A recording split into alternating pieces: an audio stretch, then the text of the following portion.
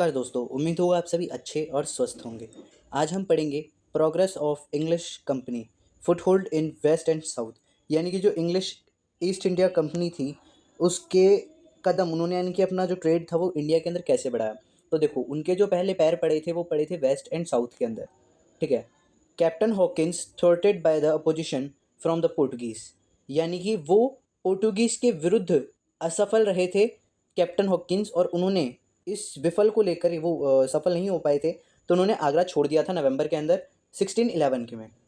In 1611 the English had started trading at Masulipatnam of the southern eastern coast of India and later established a factory there in 1660।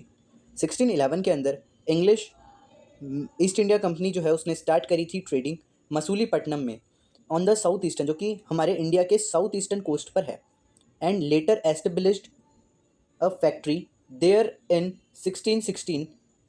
It was in 1612 that Captain Thomas Best defeated the Portuguese in the Sea of Surat. 1612 के अंदर captain Thomas ने बहुत ही अच्छी तरीके से Portuguese को हरा दिया था सी के अंदर, सूरत के पास जो सी है उसके अंदर हरा दिया था। An impressed Jahangir granted permission to the English in early 1613 to establish a factory at Surat under Thomas Edgeworth.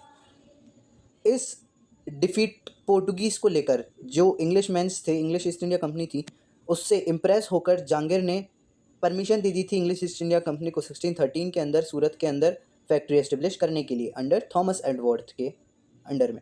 In 1615 sir Thomas Roe came as an accredited ambassador of James first the court of Jahangir, staying on there till February 1690। 1615 के अंदर sir Thomas रो आए थे, ambassador थे जो कि James first के जहांगीर के court में आए थे 1615 के अंदर। और वो वहाँ पर कब तक रुके थे? फरवरी 1619 तक रुके थे।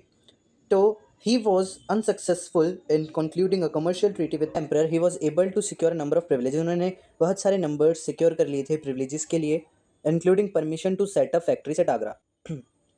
उन्होंने परमिशन ले ली थी फैक्ट्री सेटअप करने के लिए आगरा, अहमदाबाद और बरोच के अंदर। Bombay had been gifted to King Charles II by the King of Portugal as dowry when Charles married the Portuguese princess Catherine in 1662.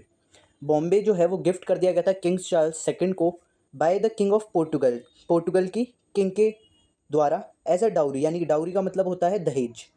When Charles married, जब चार्ल्स ने शादी करी थी पोर्टुगीज प्रिंसेस कैथरीन से 1662 के अंदर। Bombay was given over to the East India Company on an annual payment of just 10 pounds in 1668. Bombay जो है वो दे दिया गया था ईस्ट इंडिया कंपनी को 10 पाउंड्स के एनुअल पेमेंट पे इन 1668 के अंदर। Bombay was made the headquarters by shifting the seat of Western Presidency from Surat to Bombay in 1687. So there was tactic peace between the English and the Portuguese. Now there was also an Anglo-Dutch compromises as mentioned earlier, by which the Dutch agreed not to interface with the English company's trade in India. Thus, the English were rid of two arch rivals in India. Bombay जो है वो headquarter बना दिया गया था shift करके western presidency से सूरत to Bombay इन 1687, यानी कि सूरत से बॉम्बे शिफ्ट कर दिया गया था हेडक्वार्टर 1687 के अंदर। So there was tactic peace between, और वहाँ पर एक टैक्टिक पीस साइन हुआ था इंग्लिश और पोर्टुगीज़ के बीच में यहाँ पर। There was also an Anglo-Dutch compromises as mentioned earlier, by which the Dutch agreed not to interfere the English company trade in India. जो एंग्लो-डच कॉम्प्रोमाइज़ हैं, जो एंग्लो-डच थे वो कॉम्प्रोमाइज़ कर चुके थे, यानी कि वो समझ गए थे कि कोई दिक्कत नहीं है, अब करने देते हैं इनको ट्रेड, इंग्लिश वालों को, इंग्लिश ईस्ट इंडिया कंपनी को ट्रेड करने देते हैं, कोई दिक्कत नहीं है। और एंग्लो-डच जो है वो पहले एग्री नहीं थे बट अब एग्री हो गए थे। The English were rid of two arch rivals in India. English East India company जो है उसने दो आर्क राइवल्स से छुटकारा पा लिया था इंडिया के अंदर। The English company position was improved by the golden farman issued to them by the sultan of Golconda in 1632। English company की जो पोजीशन थी वो इम्प्रूव हो चुकी थी गोल्डन फरमान के द्वारा, जो कि इशू करी गई थी सुल्तान a year. The English earned the privileges of trading freely the ports of Golconda. जो इंग्लिश ईस्ट इंडिया कंपनी थी उन्होंने 500 पगोडास पर ईयर के पेमेंट पे ट्रेड करना चालू कर दिया था गोलकोंडा के अंदर freely. In 1639 Francis Day, a British merchant and a member of the Masulipatnam council, received permission from the ruler of Chandragiri to build a fortified factory at Madras which later became the Fort St. George and replaced Masulipatam as the headquarters of the English settlement in South India.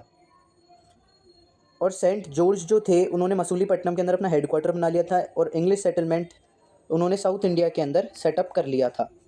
There after the English extended their trading activities to the east एंड started factories at Hariharpur in the Mahanadi Delta at the Balasore in Odisha in 1633.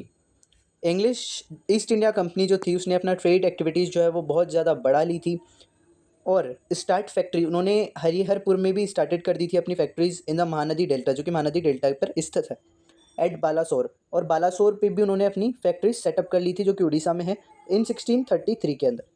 धन्यवाद दोस्तों, उम्मीद करता हूँ आप सभी को अच्छे से समझ आया होगा. चैनल को लाइक, सब्सक्राइब एंड शेयर करना ना भूलें.